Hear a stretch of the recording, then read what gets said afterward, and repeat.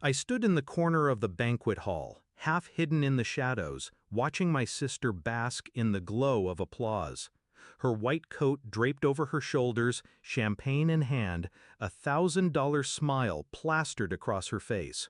She looked at me, her lips curled, not in gratitude, not in love, but in dismissal.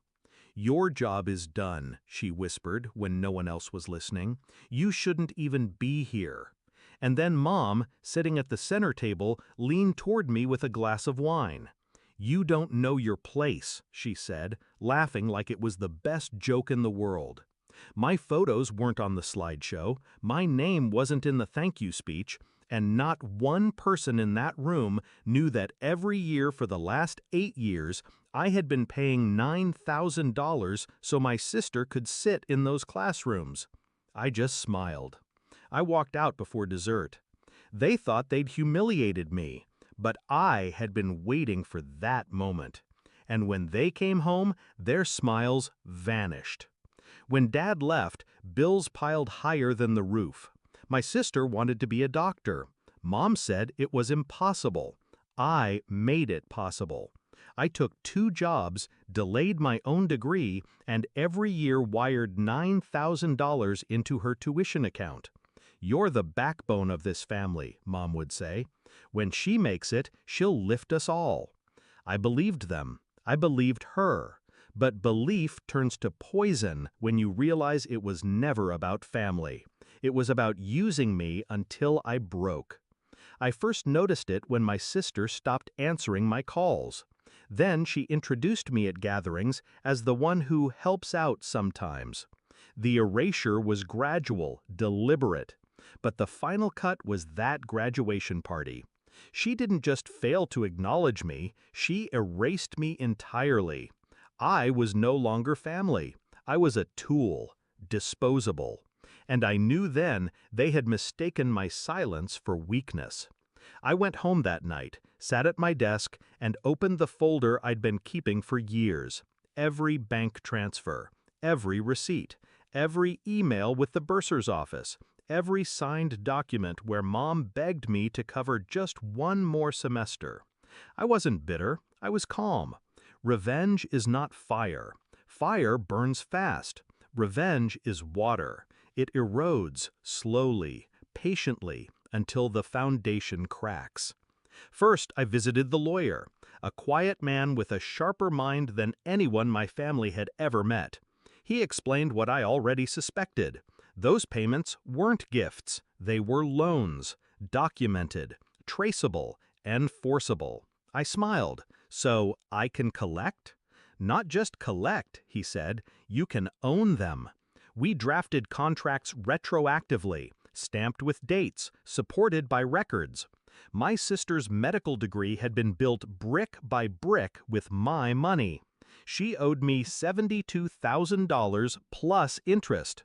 Mom had co-signed on 3 of those loans. I could have forgiven it, but forgiveness is for the undeserving. Step 2 was social. At her party, my sister's colleagues toasted her brilliance. They didn't know she lived off her brother's back. So I let the truth breathe. An anonymous email sent to her hospital board, complete with financial records. Not slander, facts. Facts sting deeper than lies. Step 3 was timing. The night they came back from the party, tipsy on champagne, faces bright with triumph, I was waiting in the living room. A single folder sat on the table. Mom's laughter died first. She opened the folder and saw the contracts, the signatures, the wire receipts. My sister's face drained when she read the legal notice at the bottom, a demand for repayment, backed by a court date already filed. "You can't do this," she whispered. I already did. My voice didn't rise. Calm cuts deeper. Everything you built, every exam, every lab coat, every certificate, it was bought with my money, and now it's mine to collect. "You said it was for family," Mom hissed. I leaned back, folding my hands. "And you said family takes care of each other." Tonight proved that was a lie. So let's treat this as business, strictly business. My sister's hand shook as she turned the page. The interest alone was enough to swallow half her first year's salary. If she defaulted, the hospital board would know she was drowning in debt before her career even began. Her lips trembled. "Please don't ruin me." "Ruin you?" I tilted my head. "No, I'm simply reminding you whose shoulders you've been standing on. You wanted me invisible. Fine, but invisible hands can still pull strings." They begged, they cried, but I didn't raise my voice. I just gathered my papers, slid them back into the folder, and stood. "You wanted me gone," I said, stepping toward the door.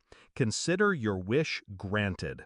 But remember, every step you take, every paycheck you earn, every title you claim, you'll feel me beneath it, because none of it exists without me." I left them sitting in silence, the air heavy with their new reality. Walking out that night, I felt no anger, no sadness, only clarity. They thought my place was beneath them.